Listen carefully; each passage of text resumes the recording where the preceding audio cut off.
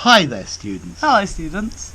So, I don't know if you've noticed, but actually posh people in England never say what they actually think. Yeah, for them, everything is absolutely wonderful, absolutely marvellous. That's absolutely fantastic. Exactly. And, but when they think something is actually bad, or they want to criticise you, they're never direct about it. Yeah? So, with this video, what we want to teach you is how to identify when somebody in England is kind of criticising you or saying something bad about you or about something, and for you to be able to do this as well in an indirect way. So notice, in English, people don't say something is bad. No. They don't say that's bloody awful. Exactly. It's absolutely terrible. If you do, that's perceived as very rude. But the question is how to do it. It's crucial to be polite. So the first thing is you need to listen to the intonation. That's nice. Okay, I'm being positive.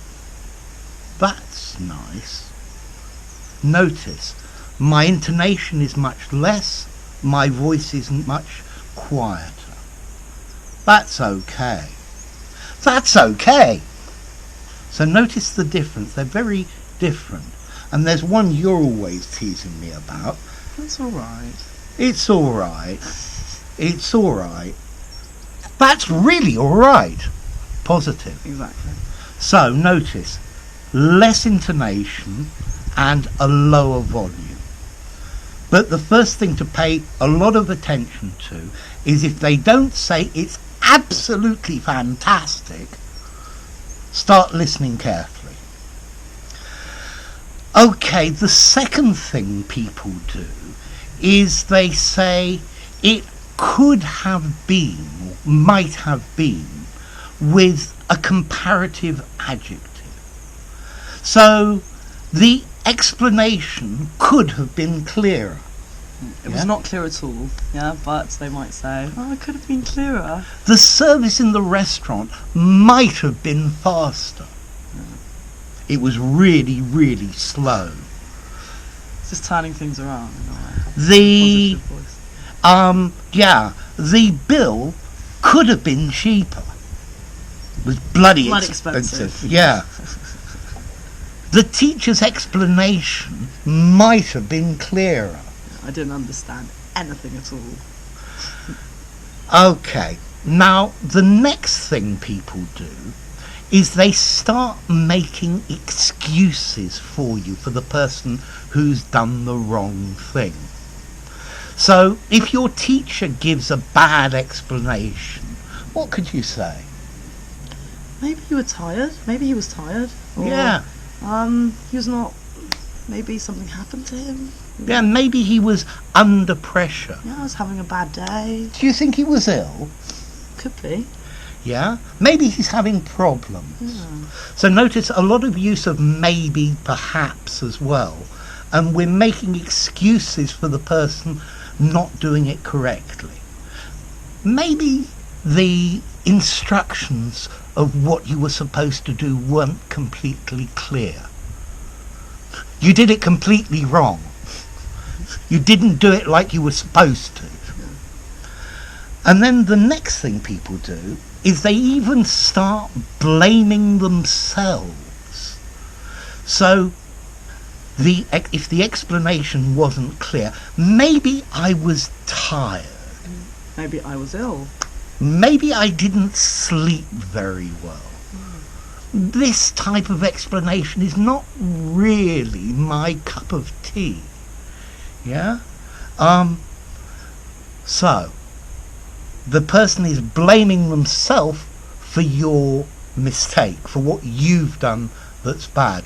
But you need to read in between the lines. They're not going to say, it was bloody awful. They're going to say, maybe you didn't understand. Maybe I didn't explain properly. Maybe my mind wasn't concentrated. Okay, another way to do this is to say that this event was an exception to the rule. It's not what normally happens. So, what did you think of the explanation? It was alright, but usually he does a lot better. Usually I understand a lot better and it's a lot clearer. I think today it was Not the best. Yeah, not the best. So usually he gives such wonderful explanations. Normally his explanations are so fantastic. But between the lines, that means that was a terrible explanation. Yeah? So you've got to listen and think of the things that are not being said, the things that are being implied. Okay, they also tend to use a negative with an adjective.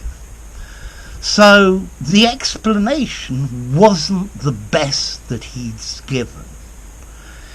The meal wasn't cheap, yeah? It wasn't the most interesting film. Notice as well with these you can add quantifiers like rather or quite. So it wasn't really the best, yes? It wasn't quite the cheapest I've ever seen, yeah? Or even you can use the phrase as well, the adverb overly. So it's not overly cheap. He's not overly handsome. Yeah? What do you think of this car? It isn't overly comfortable. It's really, really uncomfortable. Yeah? Okay, so these are ways of doing this. Yeah? Are ways of saying that things aren't as they should be. So firstly, people say everything's absolutely fantastic. But if they say something like, it's alright, listen to the intonation and the volume. It might have been better. It might have been clearer. You could make excuses. I think he's tired. I think his mind had wandered. Blame yourself. Maybe I didn't sleep well. Maybe my mind isn't clear. You could say it's an exception to the rule. He's normally so good at this. And then not an adjective. So not the most beautiful, not the most intelligent. Hey Dad, I drew a picture of you today. What do you think? Oh, thank you. Do you like it? It's so kind of you to give it to me. It's a pleasure. It's different. It's all right. What do you mean? You hate it? I know you've done better in the past. Maybe my eyes are a bit out of focus. It could have had more detail to it. But don't you see like the fingers and the smile and the hair? Yes, and your pictures are normally so good, darling. Thank you. Yeah? But it's not the best one that you've ever done. Maybe you're right. Yeah? It might have been clearer. Yeah? It's very nice. It's alright. You hate it. Unfortunately. It's bloody awful. It's bloody awful. So, That's the idea. Yeah. So notice, students, don't say things are bad, terrible, bloody awful, because people are going to think you're being rude. Instead, you should say, it was okay. Maybe you weren't seeing clear today. What else? not really the best. Yes, it isn't overly beautiful. Yeah? Maybe you were tired. Yeah. You usually are such a good drawer. Yes, exactly.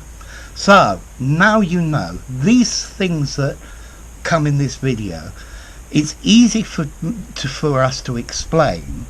It's probably difficult for you to notice when you're actually speaking to natives, And for you to actually use this is really, really difficult. But this is how you want to talk to middle-class English people. They don't say things directly.